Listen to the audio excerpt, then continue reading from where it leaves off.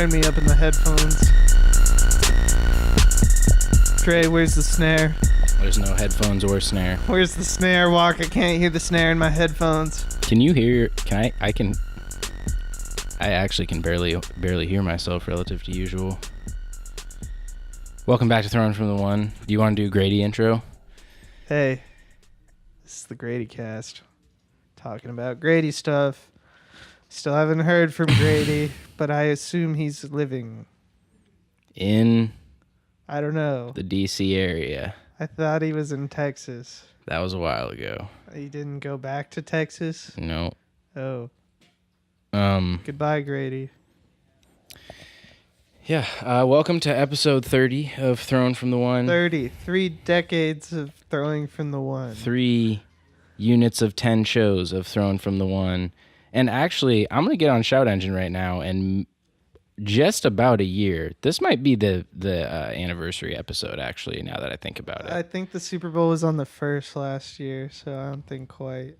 Well, today's the 1st, and this is coming out, and it was... Well, yeah, by the time it comes out, I guess. Well, But yes. we probably didn't record it till like the 4th or something. But this is still the... I guess we should do it after. I'm just excited. I want to get to it. Yeah, episode 30, Super Bowl preview / NBA Whacko Zone. The trade deadline. Well, no, because that's not even, right? That's like, isn't that 14 days or something still? We have 2 shows potentially until the trade deadline. But everything is popping off. Anthony Davis requesting a trade, like one of the biggest potential trades in NBA history. I don't think it's, this is a franchise-altering guy. He's overrated. No.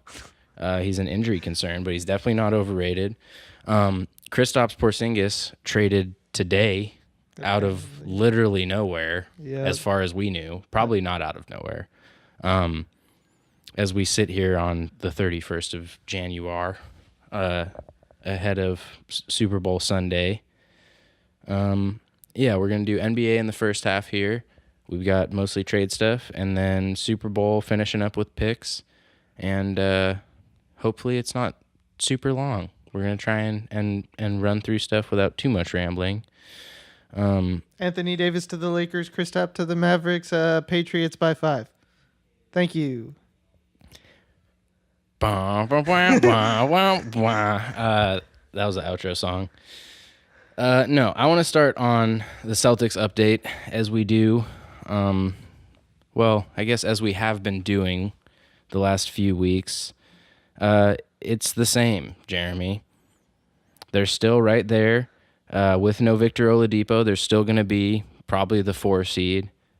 Moving up a spot. The Raps, the Raps did lose to the Bucks tonight, so the Bucks are the 1 seed by 1.5 games now. Nice. But I mean, the Celtics are now tied with the Pacers for the 4 seed. Actually, How have the Pacers done since Oladipo got hurt? 4 straight L's, as you would imagine. Yeah, so the Celtics are tied for the 4 slot now. They're a game behind the 76ers. Uh-oh, we're about to get jumped on the podcast. Yep. As we are joined now by friends of the podcast, Ian Lindstedt and Henry Dunn. Hi. Ian Lindstedt and Henry Dunn. Henry. Hello, everybody. Good.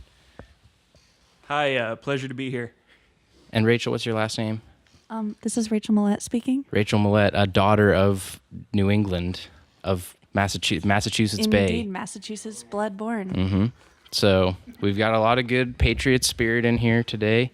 It's the first ever Jersey cast for me. Big Dick Nick. We're getting Big Dick Nick. Shut up, Jeremy. We don't need to be doing that today. Yeah, this is a pretty good vibe podcast, I think, for me. We're sending it out for a Pats win. You know who I'm picking. Yeah, so the Celtics are treading water. It's still super weird, I Jeremy. just realized your jersey is so old, it's a Reebok.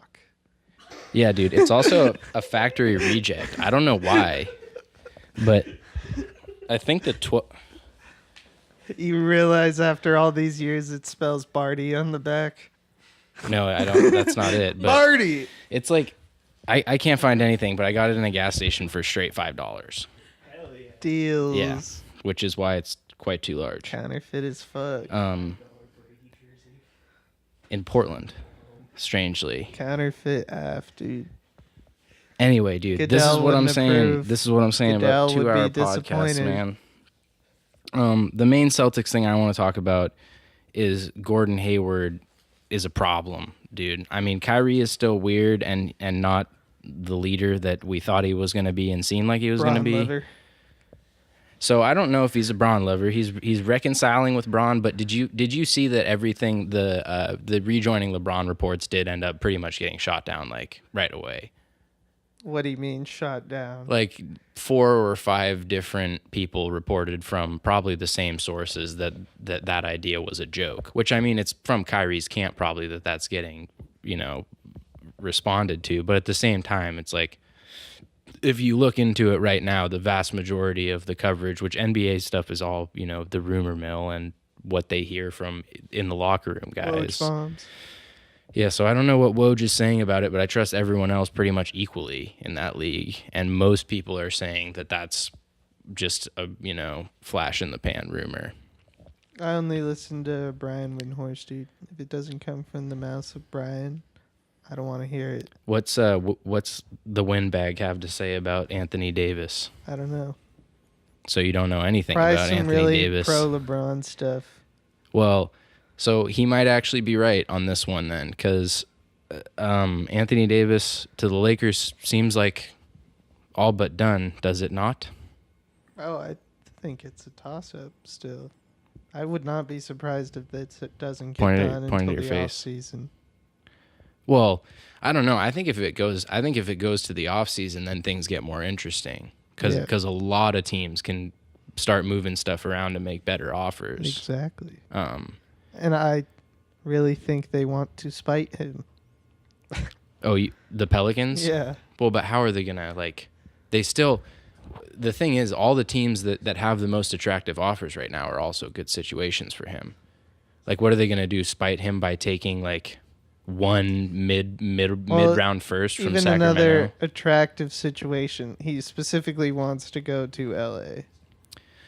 Okay, so that's fair, but I also think it's like, what kind of spite is it to send him to Boston to play with Kyrie under Brad Stevens and be a 5 seed? It's not. But it's not specifically what he wants. They're going to take the best deal. It's only, but I wouldn't be surprised if they wait till this off. Yeah. There's not really much reason, I guess, for them not to wait. Because I feel like there's no one who can offer a good deal right now besides the Lakers. Yeah, right now. Yeah. From everything that I've heard, no. May as well wait until there's competition. Right, and there's really no incentive for them. I mean, it's like, what, they need him to have a run at a championship this season. Make a run at an 8 seed. So I do think there's a chance that the Lakers still put together the best offer this offseason. For sure. It's, they're gonna throw everything at that trade they have, which, LeBron plus AD is. Are you willing to give up everything, Walker? Everything. I would give up Zubats, Ivica. No, I mean if it's Celtics. Are you willing to give up everything? So with assurances that he's staying, or NBA handshake deal that he's staying, yeah, I would trade anything short of Tatum, Brown, and 2 firsts. Anything short of that, yes. Because Kyrie and Anthony Davis is... What about, that gets it done in the East. About Tatum, Brown, Horford, and a first. Tatum, Brown, Horford, and a first. I don't know. That's tough, but probably, dude. I think you kind of have to do whatever you can do in that league. If you can put 2 of the top 10 players in the league on the same team, then... Tends to work. Yeah, like right there, you're one of the 4 best teams in the league as long as you have those guys. So if they could... And you go get KD. Well, I mean, potentially, and that's the other thing is that talent is also power in that league and leverage. So, Kyrie, AD, and KD. Kyrie, AD, and KD. Yeah, I mean, we're getting ahead of ourselves here, obviously. But, dude, no, I mean, it's Anthony set Davis. In stone. Why? I don't think we're overreacting about. Hello. What is going on over there? Whispercast. No, I don't think we're overreacting to like the caliber of player that this guy is. This is a league-changing, franchise-changing. I mean, the Pelicans have been literally nothing other than him his entire career, basically since he stepped onto the floor. No respect for Drew. No with respect. A J. No respect for Drew with a J. Yeah, and I mean, whatever team he goes to. Mike D'Antoni said Drew Holiday might be the best defender in the league, just like this week, dude. Mike D'Antoni can't coach. Oof. So Ouch. we don't need to listen to his takes on Drew Holiday. The Kristaps trade, Jeremy. Walker. Out of nowhere, Yeah. Woj bomb. Indeed. Bombs? Did he break both? He Yeah. must have.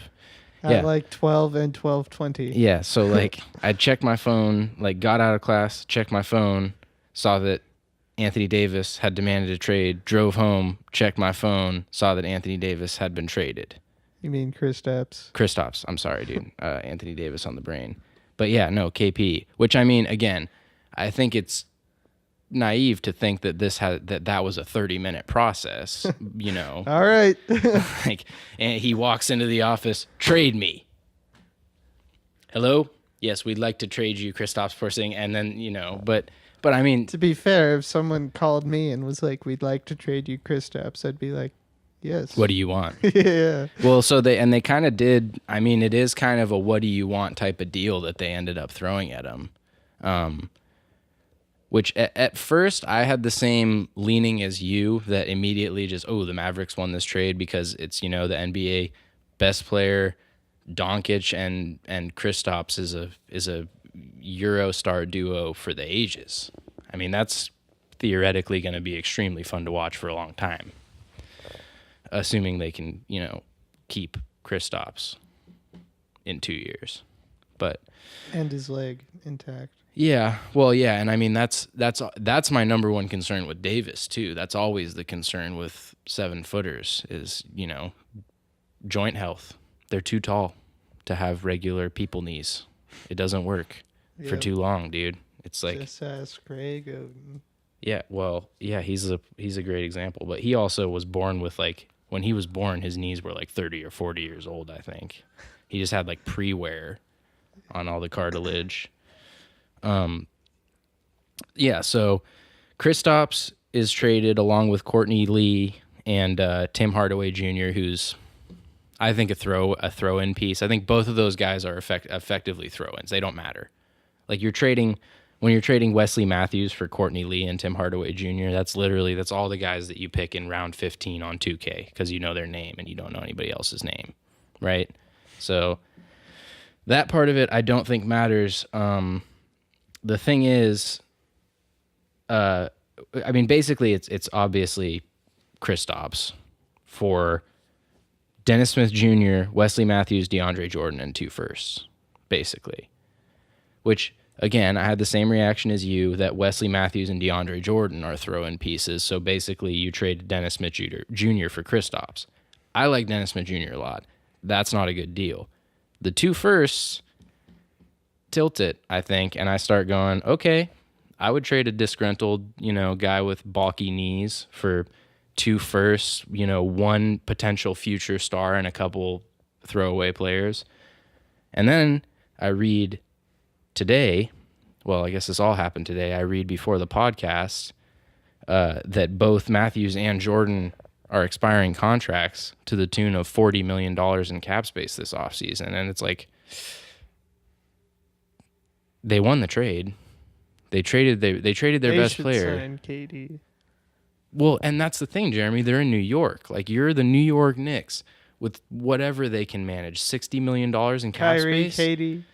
Kyrie, KD, Kyrie, AD. Like, you should be able to make something happen. which I mean, they've been historic losers, and we'll see, and probably not. But you should be able to make something happen in that market with that much money. Yeah, but they've sucked for like 20 years. They've sucked for 20 years, and then before that they were good for 5 years, and then before that they sucked for 20 years or whatever. Like they're definitely a loser franchise. And I mean, there's James Dolan is the owner, right? Yeah, Yeah, I mean, it's one of the poor ownership groups in all of sports. I guess.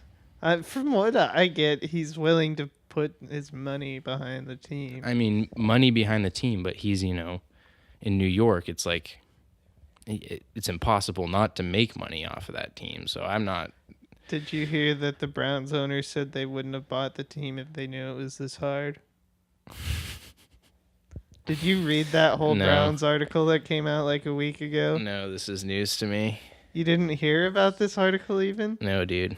Oh, there was an article that came out like a week ago that was just all about like different Browns stuff. Like Jimmy Haslam, he apparently didn't want to draft Teddy Bridgewater because he didn't like his handshake back in the day. Feel.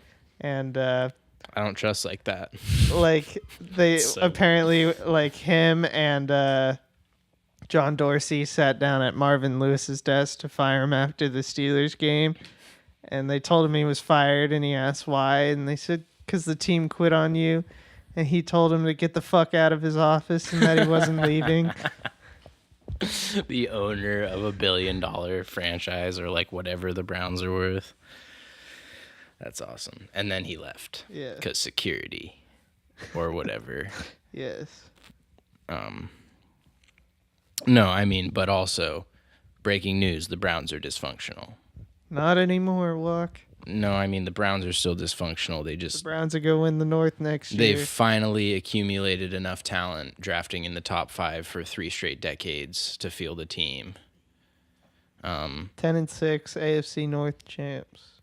Is that your next year Browns pick? Yep. I mean, that's pretty much what I picked this year, so I'm 100% down.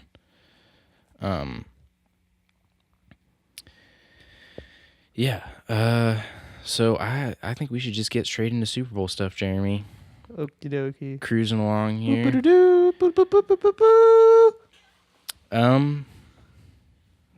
This is what it all comes down to, Jeremy, the big one. Number 9. I'm feeling, the big one, number 9, exactly. The big one. Number 9.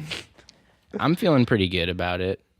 And I felt pretty good about it last year, like through the national anthem. Like I was laughing when I saw Malcolm Butler crying. I was like, oh, look at Scrap getting all emotional.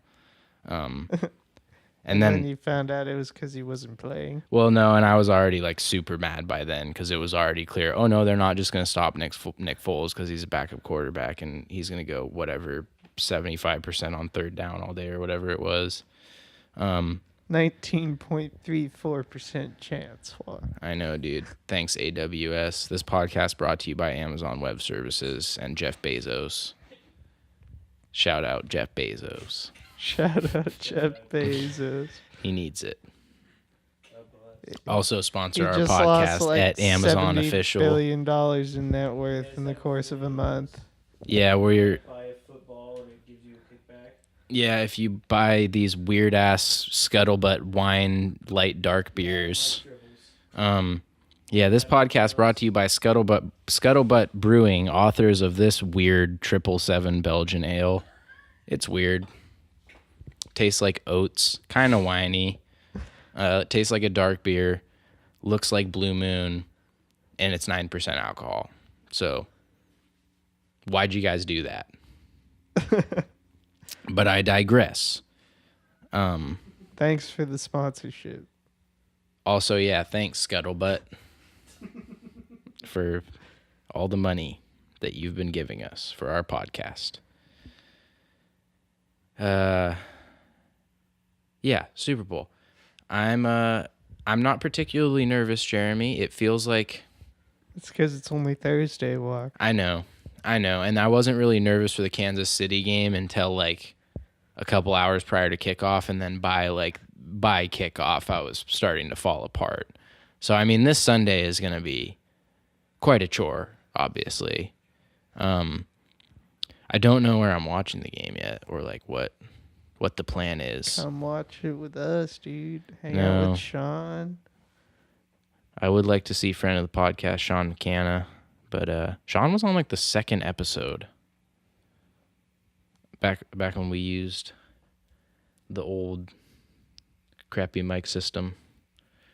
And we had Sean on a like clippable drum tom mic. And Henry was there. Was he? Probably not for that No, one. not for that one. But Henry was on audio-only versions. Yeah, Henry was an early friend of the podcast as well. But again, I digress. Yeah, I don't know. I mean, I think the key thing in this game is going to be the interior going both ways.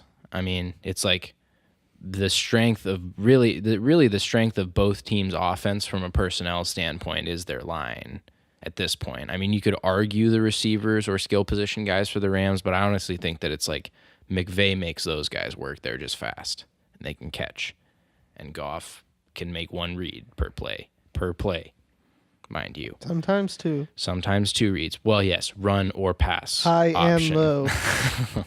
Nah, he can get the high-low, dude. Okay, yeah. No. I mean, he's an NFL quarterback, obviously, and he's good enough to get him to the Super Bowl.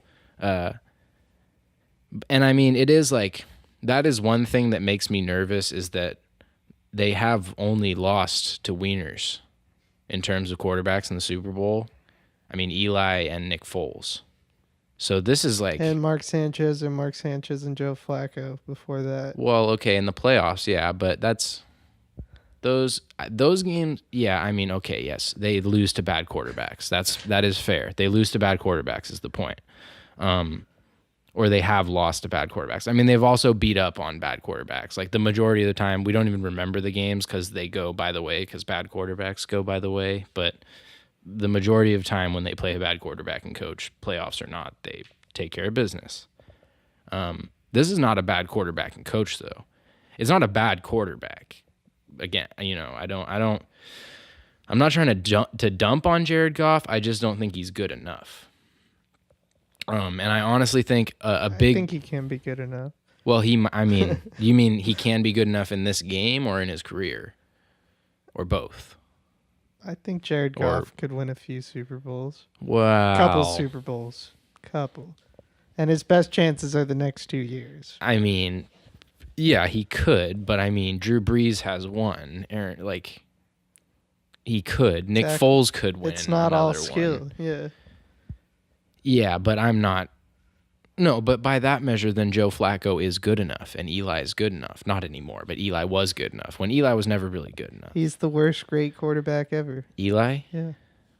Yeah, and the worst. He's not that good. The worst great quarterback ever. He was good in 2012, but I mean, he was a potato in 2007 that just got carried by Coughlin, basically. Which, again, that's the thing, is the good coach, bad quarterback can still beat them. I think Ableton is frozen right now. It's making me super nervous. Oh, no, we're good. Okay, she's good. Whew. Don't do that. Yeah, I mean, Coughlin and Eli is like, to me, and Coughlin and Eli and the defensive line. It's like the Rams check all the boxes. I don't know why I'm not nervous. Honestly. I just feel like, well, you know what, Jeremy? It's because the Giants had outside pressure versus inside pressure. No, that's not how they got to Brady in the Super Bowls. They were the ones who created the formula. Did they have Justin Tuck? Yeah, but the first game, their real deal was Strahan and OCU Minora. Well, yeah, but wouldn't Strahan have mostly been coming from the outside? No, because they had. I mean, that was their deal, dude. Is there was a true 4-3 with four guys that theoretically could play inside out, and they got to. I mean, they got to Brady. The key's not even really the inside versus outside. It's getting there with four. That's the key. Is that you need to drop 7 on every play, pretty much. And mixing things up. Well, right, and you need to Disguising coverages helps. yeah, and you need to do as much different stuff as your team. Even is if it capable doesn't of. like totally confuse him, just that extra half a second for him to realize things have changed, from his pre-snap read. Yeah, and I mean, that part of it, And that takes a lot of versatility on defense, You Which- gotta have guys who can play outside linebacker, sprint back at the snap, and play a little free safety. or I mean, you can do it different ways, but you have to have smart, versatile players for sure. Which I think the Rams have. I don't know, dude. I think they I have. don't think so. Well, I think they have talented players. I was gonna say I think they have.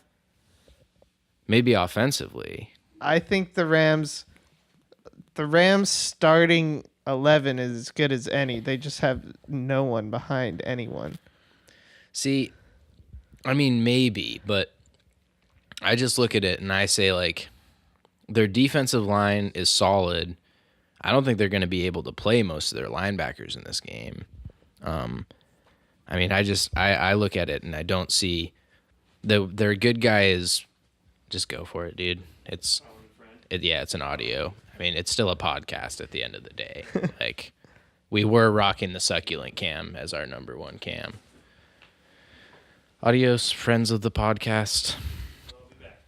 Later. I think Ibukам's the exact kind of versatile player you want in something like that.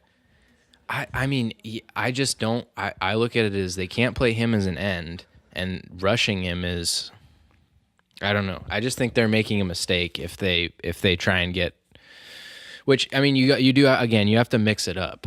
So yeah, I'm not saying run the same set of different things every play, but at the same time, as a game plan point, I think it would be a mistake if they do anything other than just try and have Donald and Sue wreck shop up front and hang on for their lives in coverage.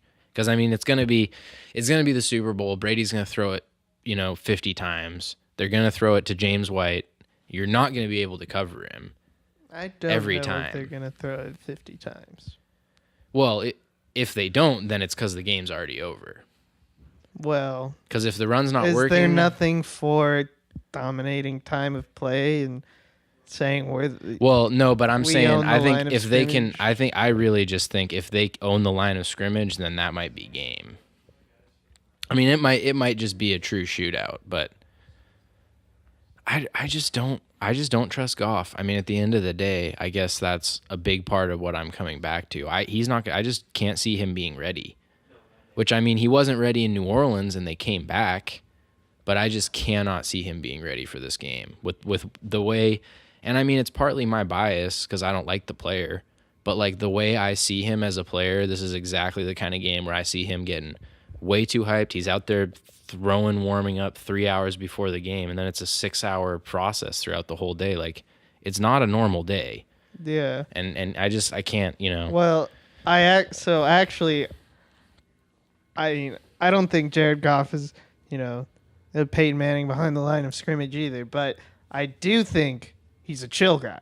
I don't think he's one to get overwhelmed by the moment. But he was freaking out in He New Orleans was, when the headset went out. But the headset. I think that's because he's not the smartest guy, and his headset goes out, which is why if I was the Patriots, as soon as the play clock hits 15 seconds, I would change the look of the defense all the time. Absolutely, every play. But I mean, on that front, if I'm the Rams, I snap the ball at 15 seconds every play in this game almost, unless you get to a possession point where you're controlling the game. But if this game is competitive, I just don't let that happen. If I'm McVay, I just say, like, if you can, tempo, let's hustle, and I mean, honestly, it plays to their style as a team to try and play with some tempo against that Patriots defense. Which, I mean, I just, honestly, I could see it being a shootout. I could see it getting kind of sloppy. I lean towards another high-scoring, good, competitive football game because that's what the Super Bowls have tended to be. I think it's going to be my pick is 28-23 Patriots. Yeah, that's right about where I feel. I wouldn't consider that a shootout at all. That's a football game in 2018. Well, I guess. I mean, yeah, but that's still a high That's scoring. low for the regular season. No, that's still a high scoring game in the playoffs. Yeah, but I wouldn't call it a shootout. I don't think you can Well, call it it a depends shootout on if the- neither team breaks 30. Yeah, you can. It depends on the nature of the game. If they both score 0 in the first half and then they go on Kansas City style against the Patriots second half runs, like it depends on the style of the game. If neither team can stop each other, which is going to be the case, I think, then it's a shootout. And I ultimately, again, I think neither team can stop each other, but I also don't think either team is running away in terms of scoring because they're both talented teams. I think they're both pretty well coached. And they're both playing really good ball right now. And the reason why, one of the reasons, actually it's not the reason why I lean Patriots, but one of the reasons why I feel good about this game is that I just feel like the Patriots, I talked about during the season about how they're not the team to get hot and go on a run, but they're playing their best football the entire season right now. Like just as a complete team, they're playing good. They're not making mistakes as much as they made, some exceptions, Brady's pick and whatnot, but like in general, they're playing much more disciplined. They're playing like good team football. They're possessing the ball on offense. They're taking it away some on defense. Not in the second half versus Kansas City, but that was that game, Like I think their last 2 wins have been 2 of, their 2 most impressive wins of the season, basically. I heard a statistic. The Patriots in all 8 of their Super Bowls have 3 combined points in the first quarter. Yeah, they've never scored. Well, and that was last year or 2 years ago. That was in Atlanta, I think. Yeah. They've never scored a touchdown in the first quarter. Which that I do think that's like.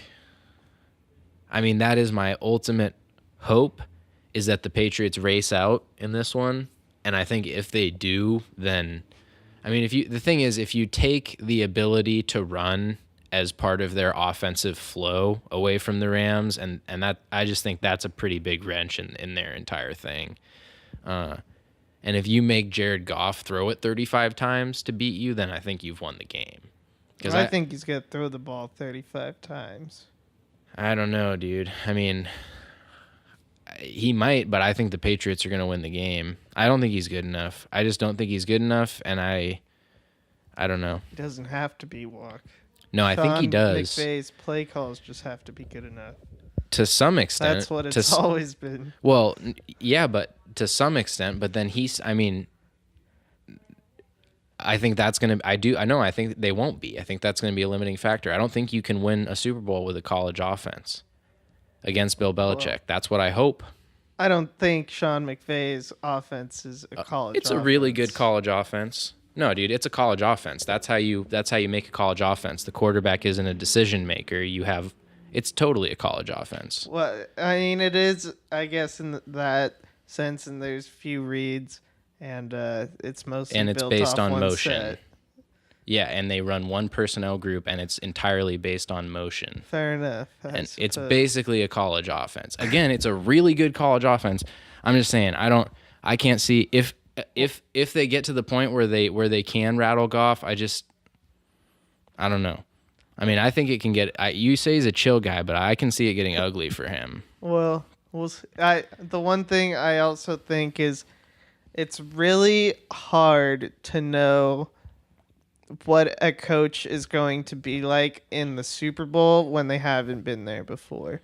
The coach and the team, for sure. I think the whole scouting and game preparation process is so different than even, other playoff games. Yeah, even your first round bye when you have 2 weeks to prepare. Yeah. This is a different. Yeah. No matter what you want to say, you have about time, another week. like you don't reinvent the wheel because you don't go away from what got you there, but you have to throw in wrenches. Well, yeah, it's not like, and a lot of them. Yeah, it's especially when you're playing the Patriots. Well, right, and that's I just look at it and like, how can you not, with the gap in experience and like, I don't know, just like I look at it and it's just that McVay hasn't proven himself, I think, basically. And that's, like you said, you just don't know what's going to happen. It's that McVay hasn't proven himself, and like Belichick making fun of him this week aside, I don't like Wade Phillips as their defensive coordinator. Well, Wade Phillips has put together one of the most successful playoff strategies against Tom Brady. Well, once. Yeah, but the Denver there's game. been like, but that's what Belichick said. There's been like 6 of those, so 6 of what? Like really good defensive playoff performances. Well, against yeah, the but Patriots. this is what I'm saying is that Wade Phillips did that one time when he had Von Miller and I forget, but they had guys in that front. Ndamukong Suh and Aaron Donald. No, I know, and that's the thing. But that's not my point right now. I'm saying other than that game, the Patriots have toasted Wade Phillips in the Brady era, like every time without fail. That's the one game Wade has showed up against them. So yeah, again, he does have the players in this one like he had, and he has the talent theoretically on the back end. Although I do think that the secondary for the Rams doesn't match up well with the Patriots. I think they're going to have to put Talib on Gronk and just neutralize Gronk. That's got to be the plan for them, because you're wasting him if you put him on Hogan. I don't think he can cover Edelman, and you can't put your best corner on a guy that's going to beat him underneath. It's not a good matchup for him. And Peters is just.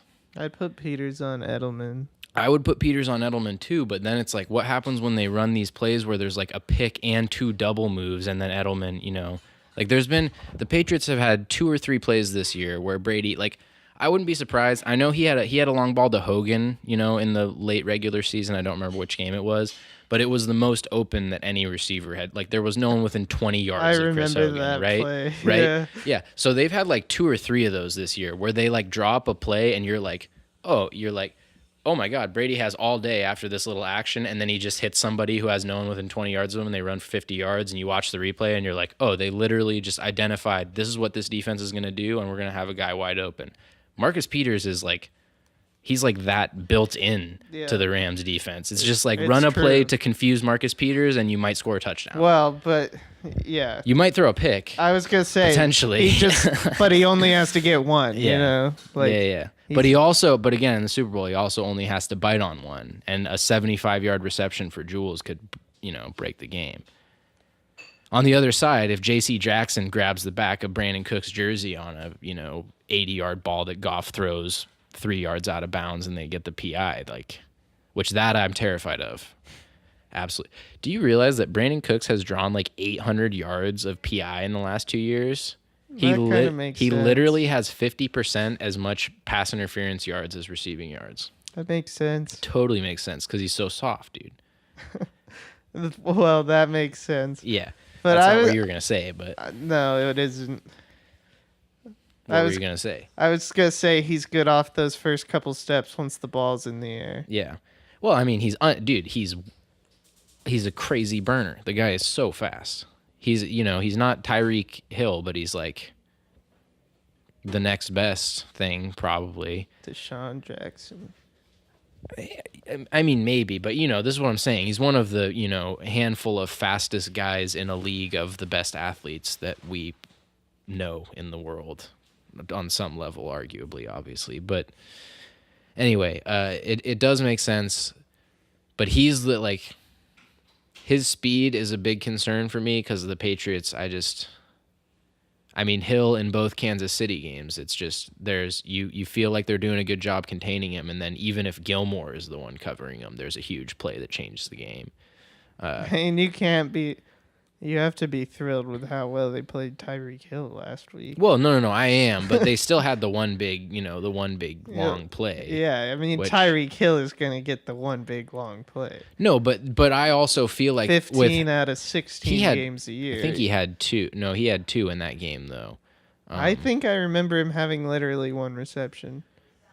I think there was the 2 plays because wasn't it him who beat Gilmore for the one early-ish? I think he beat Gilmore, and then also he had the late. Chiefs were scoreless at half. No, he only had the one for 42, actually. Yeah. Is that the one where he beat Gilmore? Whatever. Anyway, I just can see Brandon Cooks breaking Keenan loose. Allen beat Gilmore early. That's not the play I'm thinking of. But I mean, that is my point though, is that the Patriots are susceptible to being beat by these explosive guys. It happens to them. Juju beat them. Same thing. Did you hear Juju said everyone on the Steelers needs to quit being divas?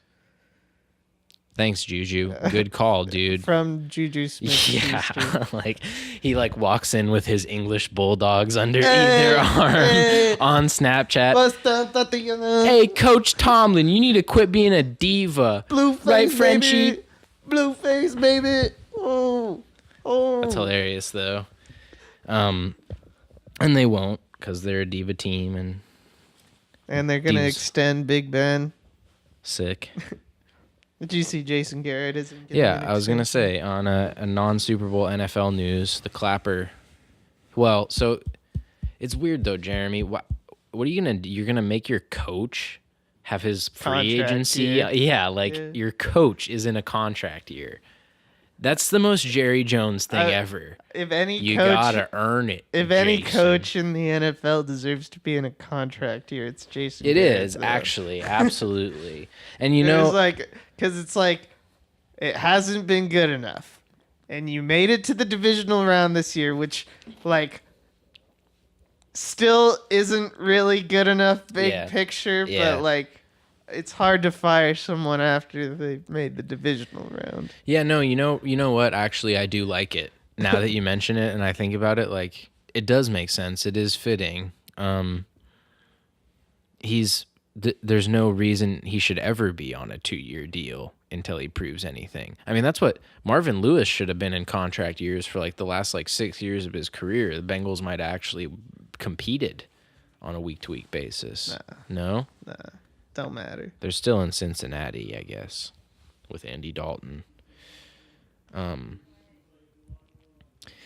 right, so you got Patriots 28, Rams 23. I'm going to one-up you and go, see, I wanted 28 was where I felt the Patriots were going to fall.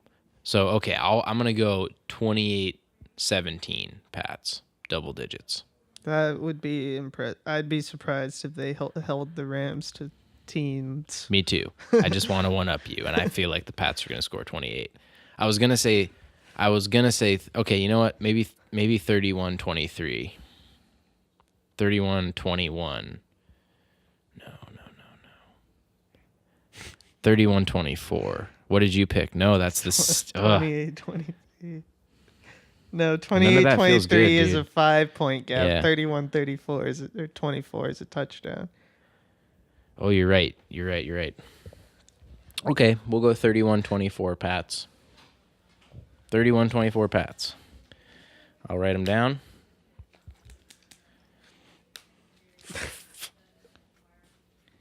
And Jeremy's got 28-23.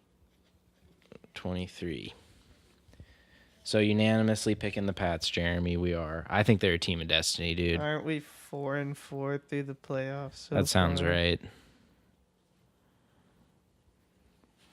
Wait, there's been 10 games, so we must be 5-5. Wait, we went 3-1 in the first round, Mm-hmm. right? Right. We both picked the Chargers. We both picked the Seahawks, and then we both picked the Bears. So we went 2-2 in the first round. Mm-hmm. The second round we went 3-1. Only the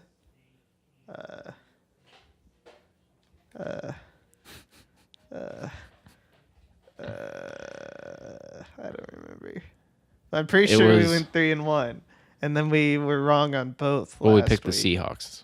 Oh wait, you ended up switching to the Patriots last week after Yeah. initially picking the Chiefs. Loyal. I got you. If you're watching, Jules. I lost my loyalty, but it's been regained. You're too old.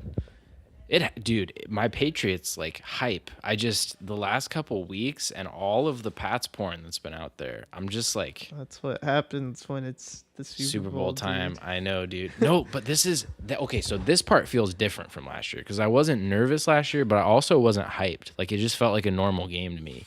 This year, I'm like like I've been getting on Instagram and I watch all the mic'd up stuff from the AFC Championship game. I'm like crying over the McCourty brothers celebrating going to the Super Bowl together, and like getting goosebumps from Jules telling Brady he's too old, and like I'm ready, dude. I mean, Because you know this is your last best shot.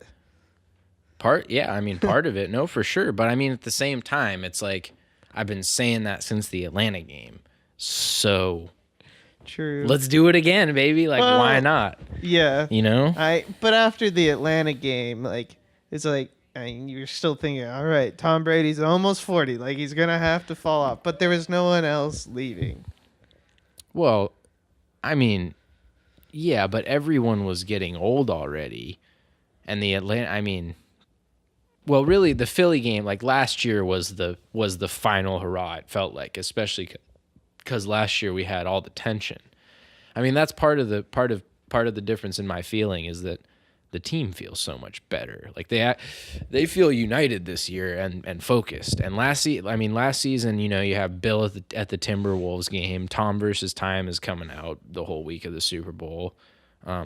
Belichick's 30 for 30 came out the week of the Super Bowl. Like they didn't feel Too much noise. I didn't feel like Not it was very Patriots. Exactly. They didn't feel like and this week it's like Gronk sounds smart on the podium in media day. Indubitably. No. Don't eat Tide Pods. No, he did. He actually had some pretty thoughtful comments about like how banged up his body is and like evaluating retirement and just being like, yeah, of course I'm evaluating it. I take 50 hits a week to my knees and head. Like my body is broke. Soft. Well, no, and it like Heck No, is I soft, Gronk. I think Troy Aikman would still be playing linebacker in today's NFL. Troy Aikman should still be playing linebacker in today's NFL. I think the only exception this week has been McCourty on the first night, the like opening night NFL Network ceremonies. Deion Sanders asked him, I heard that this might be your last game. Is there any truth to retirement rumors or whatever, something like that? And McCourty said, like, I can't confirm or some BS like that. But then later on, he walked it back, and Jason McCourty came out and said, like, well, Dev's a drama queen, so I don't actually buy that. He's just trying to create story, which is not very Patriot. Oh, and also Well, Patrick. it's probably just a dude keeping his options open. I don't know. He doesn't have to. I mean, Well, why? But there's no reason for you to say, like, I'm not like, no, I'm focused on the game, and then you can still retire afterwards. Like, Fair that's enough. what Gronk is saying this year. If I was like over 30 in the NFL, like I'd evaluate every year. I'd be like, Well- all right, do I really want to play next year? Yeah, but you could say that then and be like, I mean, it's the same evaluation process that we constantly go through. But he like, and the other thing is like, if Dion heard that, where do you think he heard it from? And that means like, even if he didn't hear it from McCourty or McCourty's people, that means like people are getting told that's like, you know, for that question to get asked on the NFL Network media night thing to me is just like, oh, he was either thinking about it or I don't know. But anyway, that's been the only like, Everybody wants to walk away on top. I feel like they're locked in, dude. I mean, they're cursing a lot on live TV on accident, and like Jules is they're doing all On the steroids. crazy like Steroids. roid rage Jules grabbing each other and smacking each other and stuff. I don't know. I just like I feel good about the team right now. It's hard. I can't not after the last couple weeks.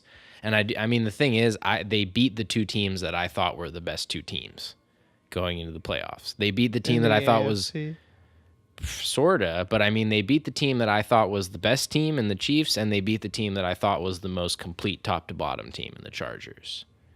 Like maybe not the two best teams, but like in the last couple weeks, they borderline manhandled. Like, I mean, I know they went to overtime, and it's not like they didn't beat down the Chiefs by any measure, but like that's a testament to how good that team was, how many points they scored. Dude, okay, you know how I talked about the possession and everything? They had 12 minutes of possession to score all their points, dude. I know.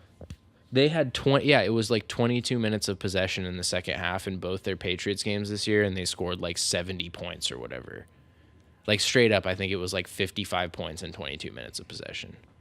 That's unreal. That's unreal. And again, I think that's a testament to just how explosive that team is. And the Patriots, I mean, they held them down in the first half with a little bit of help from Kansas City themselves, but I don't know. I think if they can hold Kansas City down in the first half, they can definitely hold Los Angeles down in the first half.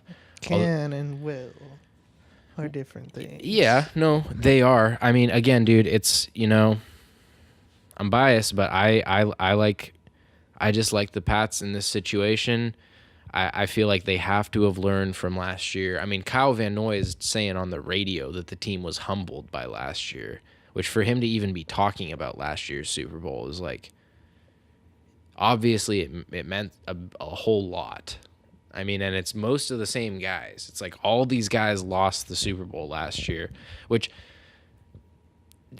no team has ever lost the Super Bowl and won the next season. There's like 3 teams that have lost and been back.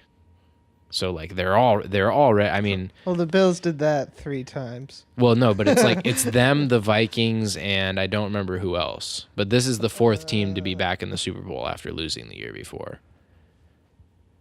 And I mean, again, the other ones all lost 2 straight Super Bowls is what they ended up doing. But I just like those other teams also all never won a single one. So like we're fundamentally talking about loser teams that went on runs, which is harsh for a, Super Bowl runner-up. But I'm just saying, like, I look at it, and I look at that last year as a positive at this point, as that, like, a wake-up call. Because so many of these guys, the Atlanta game, it's like you show up with the Patriots and, like, AFC Championship, Super Bowl. Oh, we were down 28-3. Doesn't matter, baby. We can't lose. And then you just go the next season and, like, keep rolling and like... And then they go in and they have a backup quarterback in the Super Bowl. Brady got strip sacked. And then Brady got straight up, and they were still gonna win, dude. Yeah. They gave up 40 points to the Eagles, and they were still gonna win to a backup quarterback, and they were still gonna win. That was quite I just remember be like, oh, it's not gonna happen this time. Exactly, dude.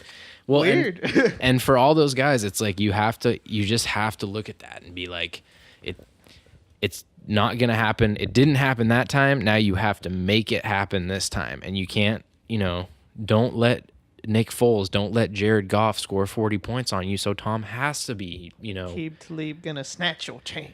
Well, we'll see, man. I have a lot of respect for a lot of the players that the Rams have in this game. And I do have a lot of respect for McVay's scheme. Like, I don't mean... When I call it a college offense, I mean in like the most literal, like it basically relies on a lot of college mechanisms. It's a great offensive scheme. I mean, the guy he's probably the most forward-thinking coach in the NFL right now. So I have a tremendous amount of respect for McVay, and I also wouldn't be surprised because, he seems young and brilliant. So is it a surprise if he comes in here with some crazy wrinkle and a whole bunch of new stuff and, blows the Patriots defense away? Probably called up Cliff Kingsbury and was like, yo, Cliff, what do I do? And they were like, let's put our beautiful minds together, dude. And then they just looked at it. Bro. Yeah, they met. They high-fived and we were like, God, we're so fucking handsome. Yeah. God, how are we going to beat the Patriots? Oh, God, we are fucking beautiful. They literally, like, McVay, like, the walls in his office are just mirrors. So he, like, looks up from his game plan and he's like, fuck yeah. Good idea, Sean. You're telling me, bro, that was a great idea.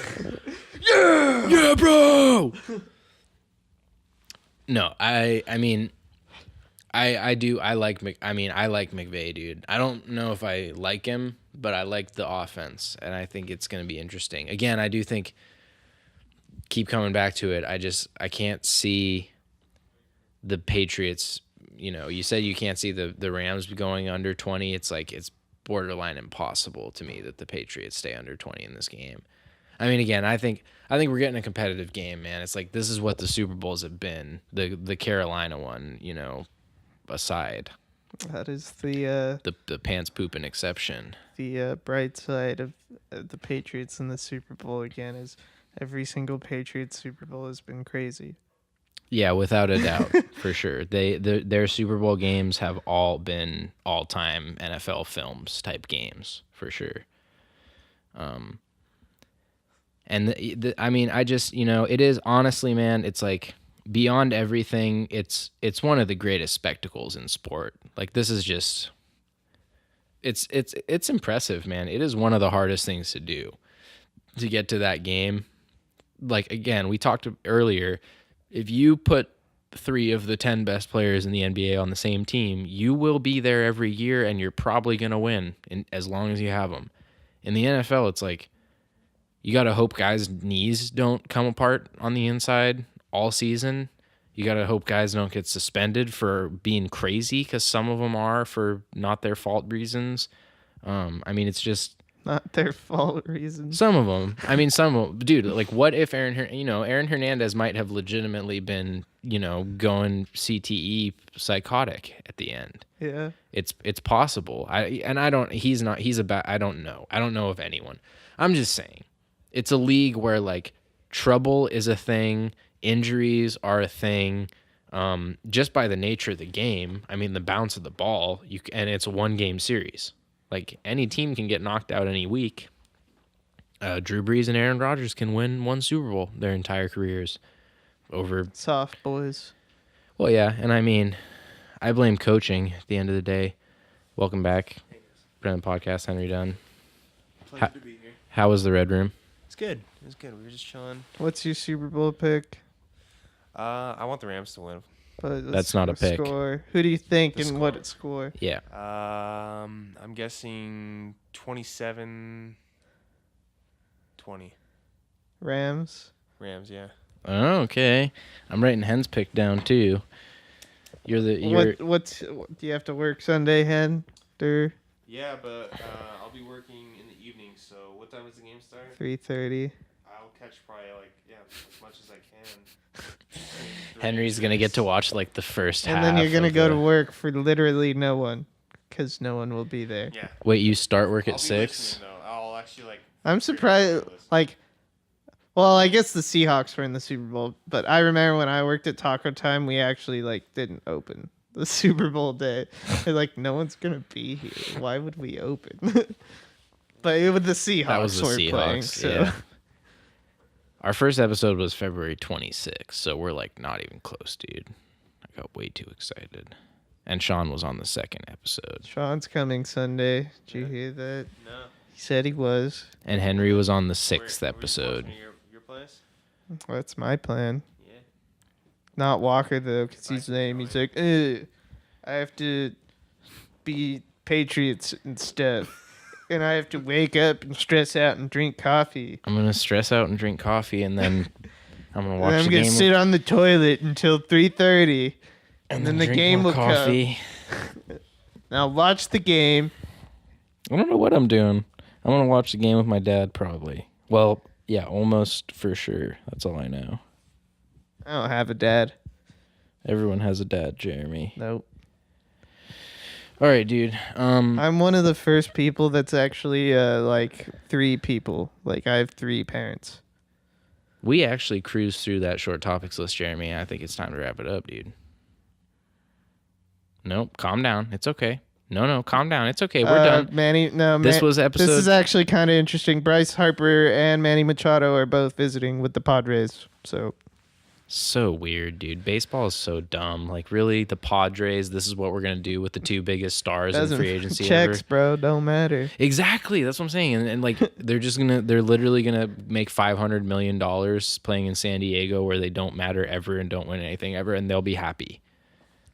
I hate baseball. The Jeff Samardzija argument, The dude. Jeff Samardzija argument, dude. It's baseball player syndrome. This has been episode 30 of Throwing from the One podcast.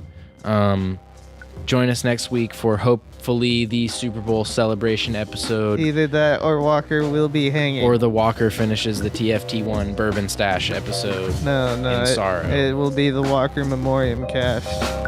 All right, tune in next week for the Walker Memoriam cast. Like us on Facebook at Throwing from the One. Subscribe on YouTube at Throwing from the One podcast.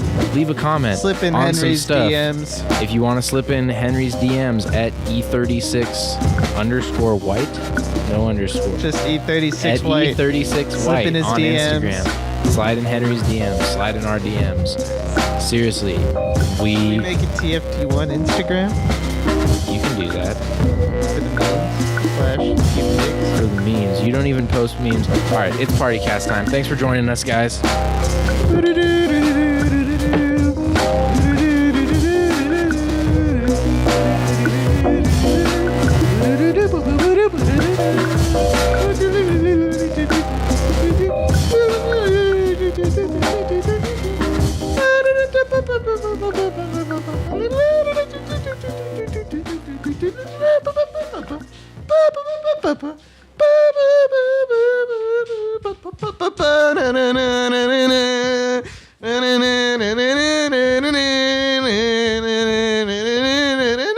Okay, I'm stopping it now.